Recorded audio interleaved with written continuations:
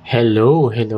Magandang araw. Welcome to my channel. Ako nga pala si Mystico Moreno or in short, Mismo. At dito sa aking channel, we will manifest love and light sa inyong Tagalog love reading ngayon na mismo. Okay, so ang gagawin natin today ay ang inyong 6-6 love reading. Meaning, I'll get 6 cards from this deck. That would be the main energy and the main reading ninyo. And then, bubunot ako ng 6 cards from this deck that would be the supporting details or supporting energies ng main reading. Okay? Sige. At para ito sa lahat ng Libra. Okay? Habang binabalasa ko to, gusto kong magpasalamat sa lahat ng Libra na patuloy na sumusuporta sa Mystico Moreno channel. Thank you so much po.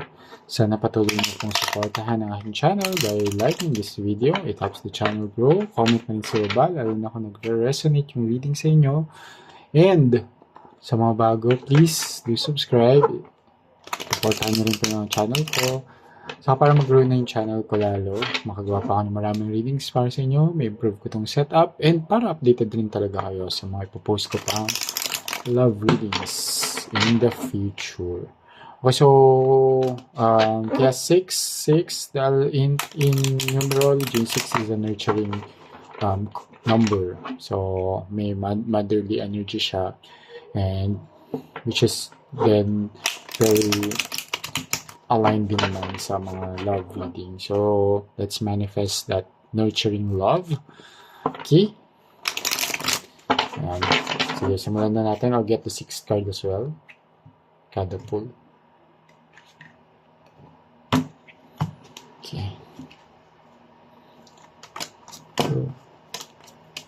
So first card, Page of Pentacles.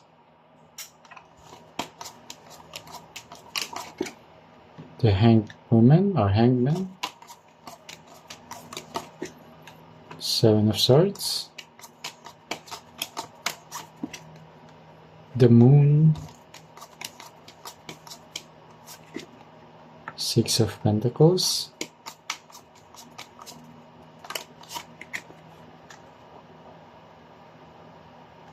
diba? And Ace of Swords. Okay.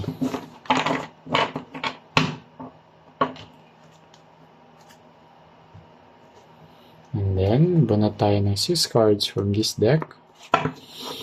And as I always remind everyone, even in my previous videos, that what I do here is a collective and general love reading. So it may or may not resonate with everyone. Kapag hindi nag-resonate, huwag pilitin. Ibig lang sabihin, hindi ko nasagap yung energy ninyo ngayon. So abangan nyo na lang yung mga susunod ko pang love reading. Okay? Or panoorin niyo yung mga past videos na napanood ko na baka isa doon ay mag-resonate sa inyo dahil ang tarot and oracle readings naman talaga ay timeless. Better yet, mag-book kayo ng personal and private reading para mas align yun talaga sa energy ninyo. Okay? Siya.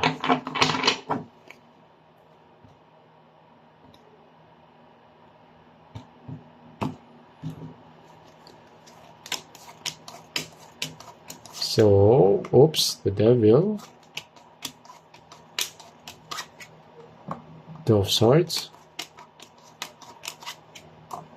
3 of Coins, 4 of Cups, Ace of Wands, and Page of Cups. Okay, first, you might be dealing with a Pisces. Okay. And a Capricorn. Yeah, Pisces and a Capricorn. Doesn't have to. Yun lang yung strong energy na nasasagap sa reading na to. Pero checks nyo rin yung Moon, Venus, Rising placements nila. Baka Pisces and Capricorn din sila sa mga placements na yun. Okay, so let's start muna sa main energy or yung top cards. Page of Pentacles, the Hangman, Seven of Swords, the Moon, Six of Pentacles, and Ace of Swords. Okay, so with the Page of Pentacles here, you can see that you and your person, nasa early stages pa lang kayo ng connection ng relationship. Medyo parang nasa nag-date pa lang kayo, flirty-flirty energy, more on infatuation pa lang. You can't even say talaga na love na siya. Attracted ka sa isa't isa. Okay, very bago talaga yung connection. So, ang dami pang kilig moments, ang dami pang mga ano yun, best foot forward, yun. But eventually, medyo may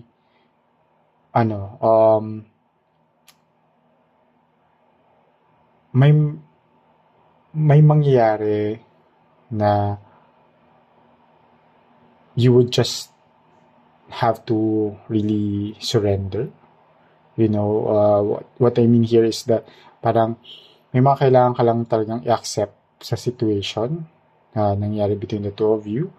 And yun ay related sa Seven of Swords. So, si Seven of Swords kasi is an energy of, alam mo yun, parang manipulation. But, hindi ko sinasabi na parang i-accept nyo lang yun, di ba? Parang, meron tendency kasi yung person ninyo to manipulate things dahil may marami pa siyang mga sekreto. Pwede ba nasa start pa lang kayo, getting to know stage pa nga yung nakukuha kong energy dito. But parang you don't have to force it. Yun yung sinasabi. Hindi mo kailangan na parang, uy, sabihin mo na sa akin lahat, or hindi mo kailangan kulitin yung tao, hindi mo kailangan na controlin din. Ikaw, yung energy din dito sa search, like you're manipulating in a way na parang gumagawa ka ng way for your person to really parang para madaliin ng lahat. Pero hindi naman kailangan. Kasi your person has also this tendency of deceiving you in a way na parang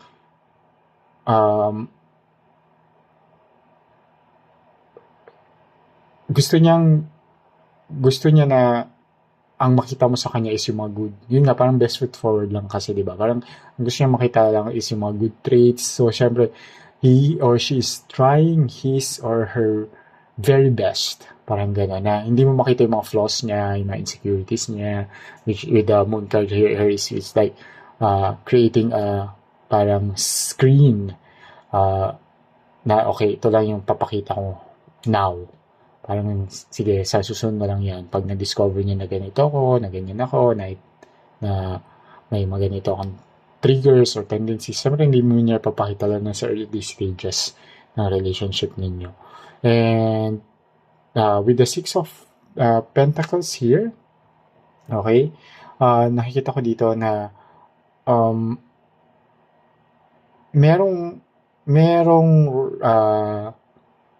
energy kasi na project din na parang ikaw naman, it's the opposite.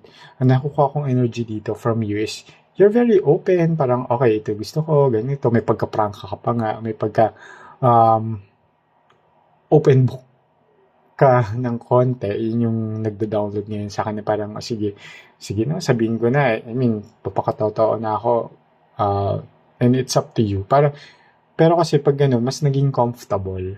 Actually, yung energy mo will make this person more comfortable and mas magiging easier sa kanya na mag-open up, especially with the Ace of Swords here, which is a fresh start when it comes to or an honest start or telling the truth eventually, and it's a beginning of a good communication, yung thoughts na magmamaterialize na siya into a conversation.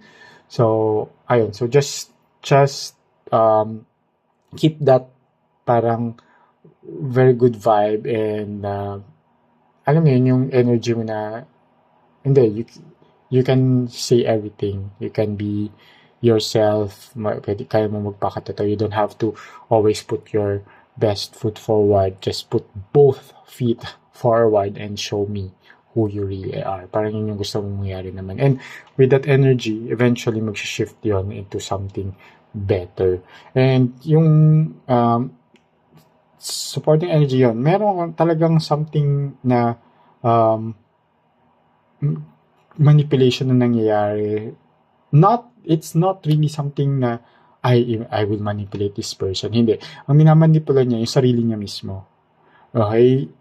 Again, tinatry niya na ipakita lang yung mga good side niya, ganun. So, para hindi ka umalis or, di ba, parang mag-continue pa rin yung relationship, yung early stages, di ba? Kasi parang pag ang worry niya, which is, I think, hindi mo naman talaga gagawin. Pero siguro, may mga experiences siya in the past na parang pag pinakita niya na, okay, one example, kumwari, pinakita niya, sinabi niya sa'yo na, okay, ganito lang yung family namin, hindi naman kami talaga mayaman, pero parang may napakita niya na, sige, capable naman siya, like, may work siya, pero afford naman niya itong mga bagay-bagay, but not really parang sustainable na parang, dapat lagi kang kumain sa ganito. Parang, para sa'yo naman, okay lang na hindi.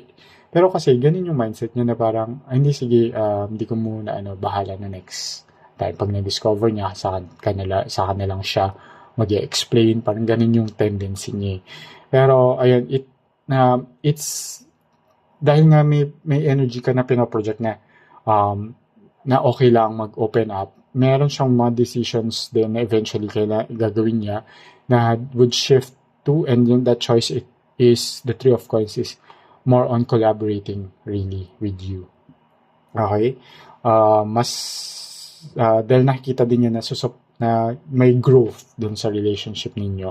Although, yun nga, parang hindi niya nakikita pa siya at the moment with the Four of Cups, parang mas nakafocus pa siya dun sa mga insecurities din niya na parang, parang ang worry niya is iwan mo siya or magiging hindi ka makakontento sa kanya. So, ayun, may ganong fear pa rin siya. Pero, again, with the Ace of Wands, there's this desire to really